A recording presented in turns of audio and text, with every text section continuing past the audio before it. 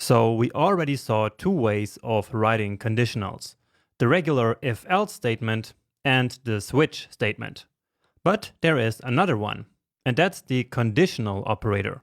And this one is actually really nice. So let's check it out. So the conditional operator allows us to write something similar to an if-else statement, but all in one line. So let's again start by defining an age variable.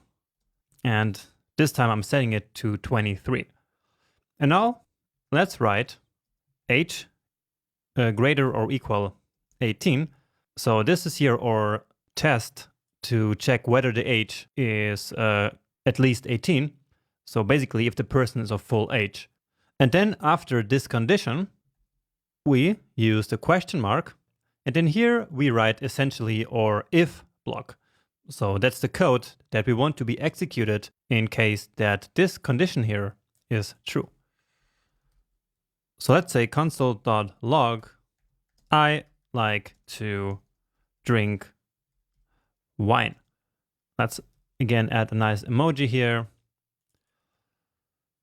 So basically if the person is of full age, they are allowed to drink wine, okay?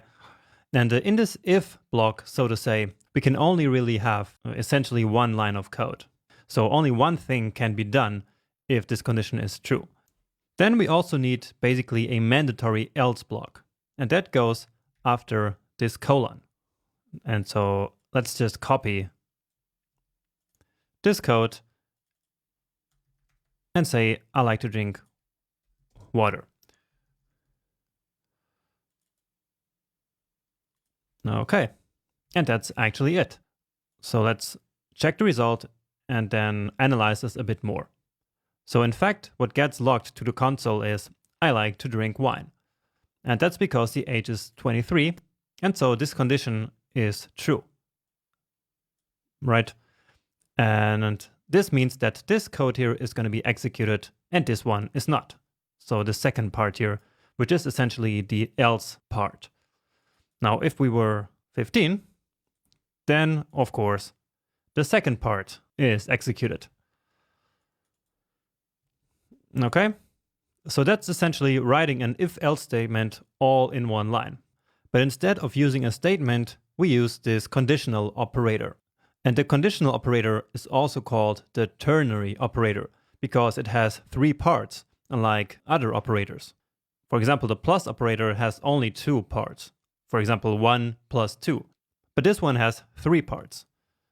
So the condition, then the if part, and then the else part. Okay? Now, the conditional operator is, in fact, an operator, just as the name says. And remember that an operator always produces a value. So, in other words, an operator is an expression, right? So, what this means is that if we have a value, we can then assign that value to a variable. And so with this, we can make the ternary operator really useful to basically conditionally declare variables. So what we did here is not so much used, indeed. Instead, we do it more like this. So we would still test for this condition, let's say. So checking if the person is of full age. And if that's true, then all we want is essentially to return this. And if not, we only want this. Okay? And so again, this whole operator here is now an expression. And an expression produces a value. And so now we can go ahead and store that value into a variable. So let's call that drink.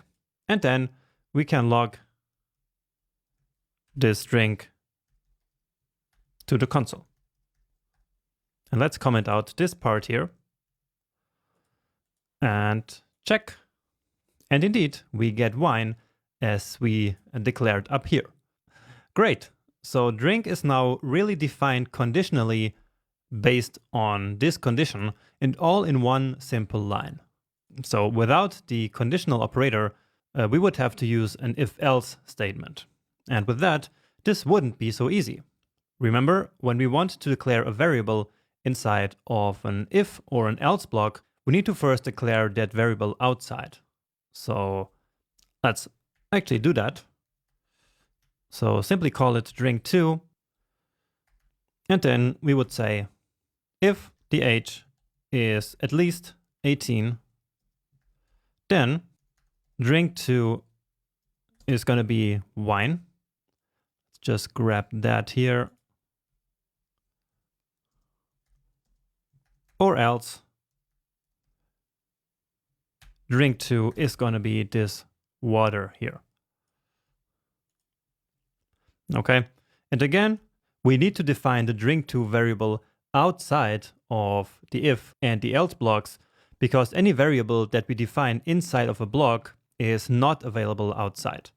So we declare the variable here and then reassign it inside of the blocks. So just to make sure it worked, let's log this one here as well. But we really just did this for the sake of comparison. Okay, just so you can see the tremendous difference that the ternary operator introduces here in our code. So if you ask me, this one here is a lot easier to understand and a lot easier to write, right? So just changing this to something else here. And yeah, in both cases, we get a water back. So using the ternary operator, we were really able to transform this big block of code all into one small operation like this. And this is going to be useful in so many cases. And we will really take advantage of this throughout the rest of the entire course. And now we can take it even further. Because since the ternary operator is really an expression, we can now use it, for example, in a template literal. So unlike a normal if-else statement, like we tried and failed in the last lecture, remember? So that was here, where I tried to insert this if statement here, and of course it didn't work.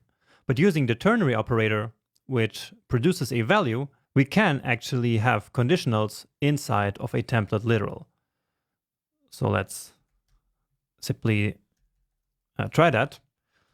And so I can now say, I like to drink, and then based on the age, I can say if I like to drink wine or water. So here in this placeholder, remember, I can put any expression that I want. And this here is an expression. Again, because it produces a value. So I grab it from here, paste it here, and that's it. The template literal will now use whatever result we get from this operator. So that's either going to be wine or water. And then it assembles that result into the final string. So let's check. And indeed, once more, the conditional operator works just fine.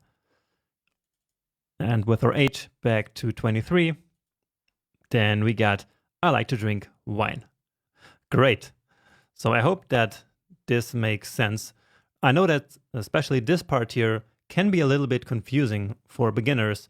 So take a minute to really understand what happens here.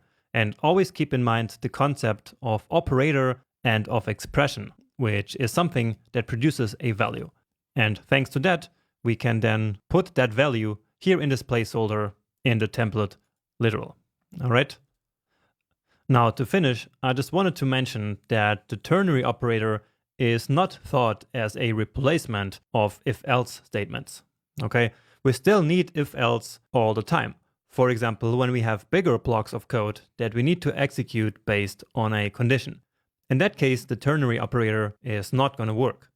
But the ternary operator is perfect when we just need to take a quick decision, for example, like this one. And that's especially true in places where JavaScript really expects an expression, just like here in this template literal. So here we could not use an if-else statement, and so the ternary operator really comes to our rescue here. So I think you can understand that this one is really, really important. So make sure that you absolutely understand how it works. And once you do understand, then let's move on to the final lecture of this section, which is yet another coding challenge for you to see if you did actually understand how the conditional or ternary operator works.